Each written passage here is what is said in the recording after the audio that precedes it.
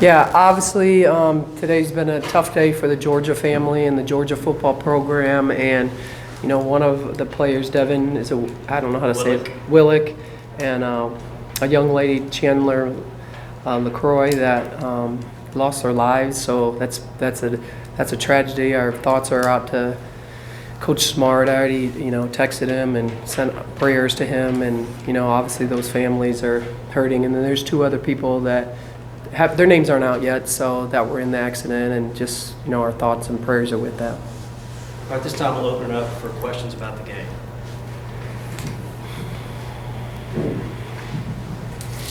Coach, Tennessee got out to that strong start, of course, in the first quarter, and then it became a typical Tennessee-Georgia game. How did you guys just sort of withstand that first onslaught and then turn that into a pretty competitive game? Yeah, obviously, I was kind of just saying coming in, like, when I took the job, it was, kind of like I had to bring a bunch of people in. I mean, it wasn't like, here it is, it's Georgia. When I played for Georgia, you know what I mean? Everybody were loaded. So I feel a lot of these young people haven't played here at all, So it's a lot of intimidation, and the fans are amazing here, and the atmosphere is amazing, and I think it just kind of got off to that. And there, you could tell we were getting shots off we were missing. We came last night and shot a little bit, but I think their nerves were under them a little bit. And then we finally kind of, in the second half, really got a good flow, or I should say the second quarter, because, we only allowed them 12 points, so defensively we did a good job in the second quarter and the fourth quarter. Next question will go right here, right beside. Coach, Tennessee out-rebounded you guys in the first half, but then you came back, ended up out-rebounding them by one, also had more success with getting turnovers and scoring off them in the second half. What was your message to the team at halftime, and what can you say about that second half push? I just wanted them to compete, like just get out there and compete. And, and an old dog like myself understands, what the rivalry is and was. And, obviously Pat had some and Andy Landers. They were two of the top coaches in the country back in the day and in this rivalry. So I just really just kind of got into them and said, please compete. Like this is important. It's more about you than it's more about the name of the shirt than it is about you as an individual. So I just really kind of, just said we got to get out there and compete no matter what. We got to finish this game the Georgia way. Next question will go right back to you.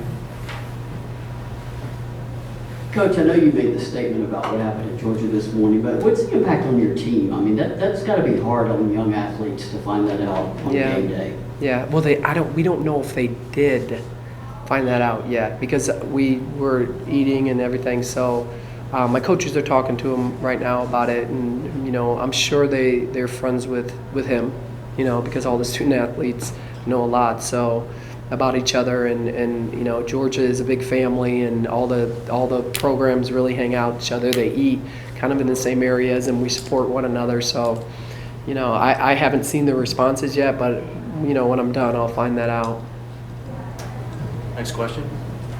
You were able to keep Tennessee out of the paint quite a bit, but Rakia Jackson, who's averaging 22 points in SEC play, definitely got in there today. How hard is it to contain a player like her who kind of just can seamlessly get through defenses like that? Well, I think it was more in our press and her diving after they skipped it out, and her getting those dives from the high post and getting in there, and obviously offensive rebounds. I don't know how many offensive rebounds she had. How many she have?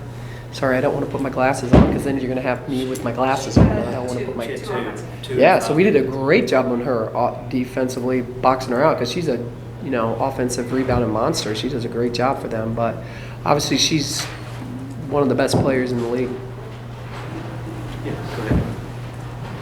I know you and Coach Kelly Harper did not overlap here, but is that kind of neat to have two coaches who played for their schools coaching on the sideline? Yeah, it is. Actually, Kelly coached at Missouri State, and I coached at Missouri State also. So we both have some banners up in there, and obviously I have a high respect for her and her family and her husband and her staff.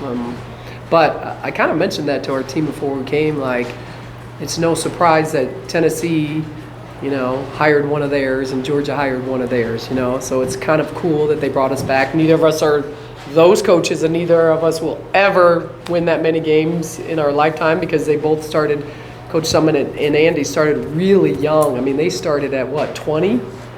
22 years old, like, and started those wins real early. But I know that she and I are both very proud of our programs, and want to do well for, the brand and the brand that Pat made for Kelly and the brand that Andy made for us and me. So, we both have, I call it mucho, what's the word? Mucho something, much pride.